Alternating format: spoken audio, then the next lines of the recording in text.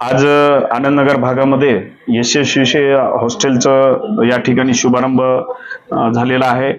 या हॉस्टेलचे संचालक आकाश पाटील उंद्रीकर हे यांची दुसरी शाखा या ठिकाणी आहे। नांदेडमध्ये आपल्या नांदेड जिल्ह्यातूनच नव्हे तर बाहेर जिल्ह्यातून सुद्धा बरेचसे विद्यार्थी या ठिकाणी शिक्षणाला येत आहेत। आपण बघू शकता की मागच्या काही वर्षापासून नांदेड हे एक शैक्षणिक हब झालेला आहे। त्यामुळे नांदेड शहरामध्ये प्रचंड हॉस्टेलची संख्या दिवसेंदिवस वाढत आहे आणि आकाश पाटील उंद्रीकर मागच्या काही वर्षापासून हॉस्टेल या ठिकाणी नांदेडमध्ये चालवतात। त्यांनी दुसरी शाखा इथं सुरुवात केलेली आहे। यशस्वी हॉस्टेलच्या माध्यमातून निश्चितच मी त्यांना अभिनंदन देतो की एक चांगला उपक्रम त्यांच्या माध्यमातून राबवत आहेत आणि निश्चितच या हॉस्टेलमधून जे विद्यार्थी शिक्षण घेऊन बाहेर पडतील ते यशाच्या शिखरावर पोहोचतील अशी सदिच्छा व्यक्त करतो आणि त्यांच्या या व्यवसायाला माझ्या वतीने खूप खूप शुभेच्छा देतो। वर्जे परिवाराला आपण कशा प्रकारचे वर्जे परिवार तसं तर सामाजिक क्षेत्रामध्ये मुखेड तालुक्यामध्ये अग्रेसर आहे। आकाश पाटील उंद्रीकर यांचं जे कार्य आहे ते सामाजिक कार्य असेल, राजकीय कार्य असेल, ते सतत लोकांच्या संपर्कात असतात, लोकांची कामं सोडवण्यासाठी धडपड करत असतात वर्जे बंधू आणि निश्चितच येणाऱ्या काळामध्ये त्यांनी असंच काम करत राहावं आणि त्यांच्या हातातून लोकांची चांगले कामं व्हावे ही अपेक्षा मी या ठिकाणी व्यक्त करतो। 2014 पासून वयाच्या 10 वर्षाच्या मुलापासून ते वयाच्या 18 वर्षापर्यंतच्या मुलापर्यंत आजपर्यंत मी जे सांभाळलेले आहे मुलाला, तर आमचा मुलगा आमच्या घरातला कुटुंबातला मुलगा म्हणून आम्ही आजपर्यंत जेवणामध्ये असो किंवा राहणीमान असो, संस्कृती असो भारताची, हे आम्ही अगोदर ते जपलेले आहोत।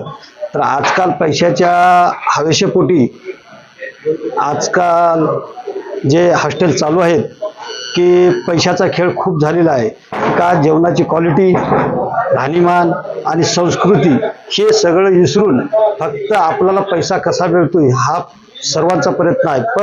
पण आज 2014 पासून जे आम्ही जे आजपर्यंत जे टिकून आहोत हॉस्टेलच्या माध्यमातून, आज 1चे 3 झाले। ते काय कारण म्हणजे आपण जे क्वालिटी देता ते क्वालिटी म्हणजे सकाळ 3 नाश्ता 2 टाइम जेवण। तर जेवणामध्ये आम्हाला सकाळ नाश्ता 7 दिवसाचा 7 वेगवेगळा नाश्ता राहतो। त्यानंतर जे जेवण आहे जेवणामध्ये 7 दिवसाचे 7 वेगवेगळ्या भाज्या, सकाळ संध्याकाळ वेगवेगळ्या भाज्या आणि एक चपाती आणि भात कंपल्सरी असे राहते। त्याच्यानंतर बी आम्ही जे आरोग्यासाठी जे लागणारे हे जे आहे ते आम्ही सुद्धा त्याला लक्ष देऊन आम्ही त्याच्याकडे हे करतो। कॉट वाईज आणि मुलांच्या ह्याच्यावर त्या पद्धतीने फीस आहे। जेवणाची आणि राहण्याची एकामध्येच फीस आहे?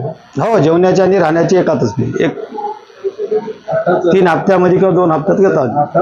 खासदार रवींद्र चव्हाण साहेब इथं आपल्या हॉस्टेलला उपस्थित होती, त्यांच्यासोबत विविध मान्यवरांची उपस्थिती, त्याने आपण काय सांगितलं? आमच्या शब्दाला मान देऊन सामाजिक आणि राजकीय क्षेत्रामध्ये आम्ही सदैव वयाच्या 18 वर्षापासून मी समाजकार्य करतो। समाजकार्यामध्ये मी अग्रेसर, फक्त राजकीय सोडून मी फक्त संघटनेमध्ये काम केलो आणि प्रत्येक संघटनेमध्ये मी 4-5 संघटनेचा आजपर्यंत जिल्हा अध्यक्ष राहिलेले आहे।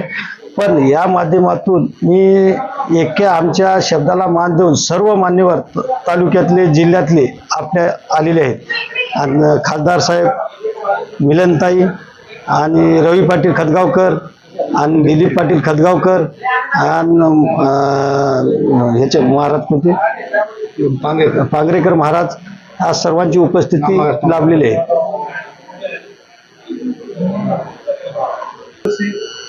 हॉस्टेलची दुसरी शाखा आहे।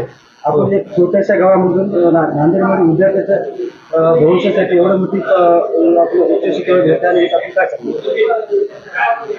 मी 2014ला मी सुरुवात केली त्यावेळेस अशी परिस्थिती होती की पालकाची आणि विद्यार्थ्याची आणि आमची हे ताळमेळ नव्हतीच, की काय विश्वासच नव्हता की या माध्यमातून की बाबा हे कसं होते, आपला मुलगा इथं ठेवून आल्यानंतर भविष्यात कसं होते।